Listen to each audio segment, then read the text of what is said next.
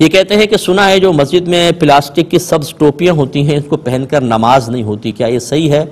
ایسا دیکھیں کوئی عالم تو نہیں کہے گا، جاہلی کہے گا، نماز ہو جاتی ہے، لیکن ان ٹوپیوں کا استعمال حالت نماز میں مکروہ ہے۔ وجہ اس کی یہ ہے کہ اتنی گندی اور غلیظ ٹوپیاں ہوتی ہیں، بعض اوقات یہ کثرت استعمال کی وجہ سے میل ان کے اوپر میل کی تہیں جمی ہوتی ہیں، ایسی وہ کھجور کی جو چھال کھجور کی بنی ہوتی ہیں ٹوپی، اس کی پتوں کی، وہ بیچ میں سے شاخیں پھٹ جاتی ہیں، جیسے انکل سرگم کا سر ہے، اندر سے بال نکل رہے ہیں نوجوان کے، آگے سے پف نکل رہا ہے، وہ آدمی رکوع میں جاتا ہے وہ پہلے سجدے میں گر جاتی ہیں، اور وہ سر میں جمانے کی کوشش کرتے ہیں، وہ انکار کر دیتی ہے کہ جی آپ کے سر پہ تو جمنے نہیں ہے، اور پھر بچوں کو میں نے اکثر دیکھا فارغ ہو کے یوں پھینکتے ہیں اس کو، جیسے فرز بھی جا رہی ہے،